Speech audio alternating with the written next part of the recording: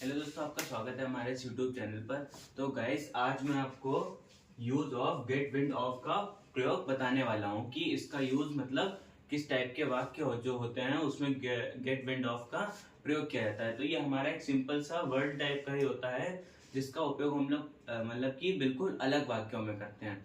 जैसे कि इसका गेट विंड ऑफ का जो मतलब होता है वो उसका मतलब होता है भनक लग जाना। जैसे किसी चीज की भनक जब लग जाती है, जैसे मुझे आपके योजना की भनक लग गई, जैसे कुछ पता चल जाता है पहले से ही कि ये ऐसा काम होने वाला है, तो उसमें हमारा लग जाता है भनक लग जाना।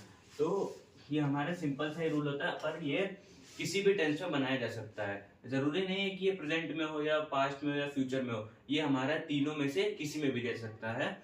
बस उसमें हमारा आपको ध्यान क्या रखना है, भनक लग जाना शब्द होगा तो आपको उसमें गेट विंड ऑफ का प्रयोग करना है। और ये इसका हमारा सूत्र होता है subject plus main verb plus get wind of plus फिर से सब्जेक्ट आ जाता है। इसमें हमारे दो सब्जेक्ट दिए होते हैं। तो हमारा पहला, हम आपको एक इसका एग्जांपल बताते हैं। जैसे पुलिस को चोरों की भनक लग गई। पुलिस को चोरों की भनक लग गई। तो द पुलिस, इसमें हमारा सबसे किसको चोरों की भनक लग गई? पुलिस को। तो the police get wind of thief. ये हमारा सिंपल सा होता है, आप उसको बना सकते हैं। तो ये हमारा पहला रूल हो गया। और हमारा सेकेंड रूल जो है, अब आ जाते हैं हम लोग इसके सेकेंड रूल में।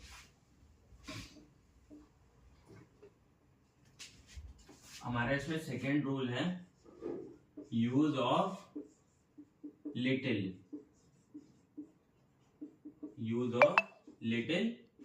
विद।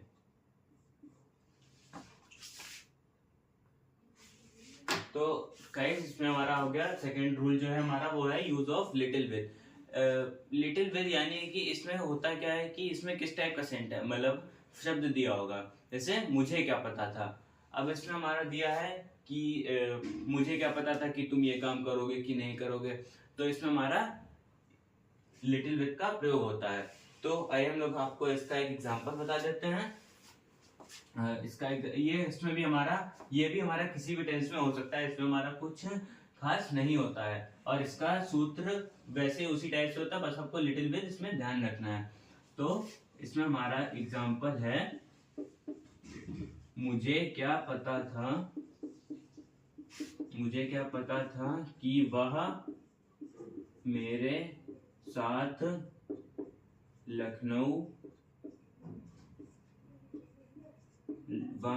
लखनऊ जाएगा या नहीं।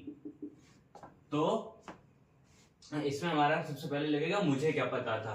तो लिटिल पता था यानी कि हमारा पास्ट में चला गया, तो लिटिल इसमें था तो हमें लगेगा did. Little did I no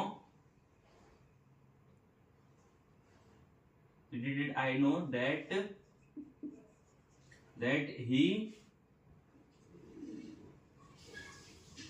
was not go to Lucknow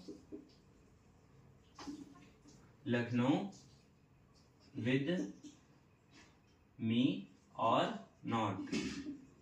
इसमें हमारा हो जाएगा little did I know that he was not go to Lucknow with me or not. ये हमारा लिटिल डिड का उपयोग हो गया।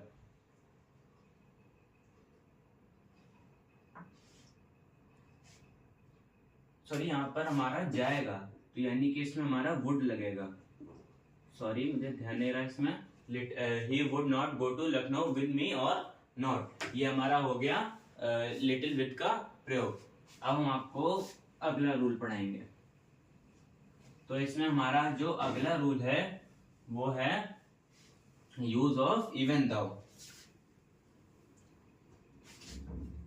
तो अब हम पढ़ेंगे use of even though. Use of even though. अब इसमें क्या होता है दोस्तों, इसमें हमें ध्यान देना होता है यूज ऑफ इवन दाउ में, इसका अर्थ जो होता है वो होता है चाह कर भी। जैसे कि मैं चाह कर भी ये काम नहीं कर सकता, हमारे इस ये जो होता है इस टाइप के वाक्य इसमें आते हैं। मैं चाह कर भी तुमसे ये काम नहीं करवा सकता, या मैं चाह कर भी, उसका मन है करने का पर वो नहीं करवा सकता है उसकी कुछ मजबूरियों के कारण। तो इसमें हमारा जो हम आपको इसका एग्जांपल बता के समझाएंगे। तो हमारे उदाहरण है, मैं चाह कर भी तुमसे बात नहीं कर सकता, मैं चाह कर भी तुमसे बात नहीं कर सकता। तो I can not talk to you, चाह कर भी अब आएगा हमारा। तो इवन दाउ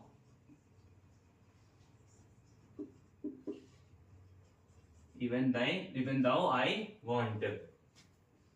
तो ये हमारे हो गए 3 रूल। अब हम आपको आगे के रूल कल पढ़ाएंगे। तो गाइज आज के लिए बस इतना ही। गाइज हमारे वीडियोस को ज़्यादा से ज़्यादा लाइक करिए और हमारे चैनल को सब्सक्राइब करिए और हमारे वीडियोस पर कमेंट्स करिए और हमारे इंस्टाग्राम आईडी को भी फॉलो करिए जो कि इसी चैनल के नाम से है, जिसका लिंक डिस्क्रिप्शन में दिया हुआ है। और गाइज हमें ज़्यादा से ज़्यादा सपोर्ट करिए। Thank you.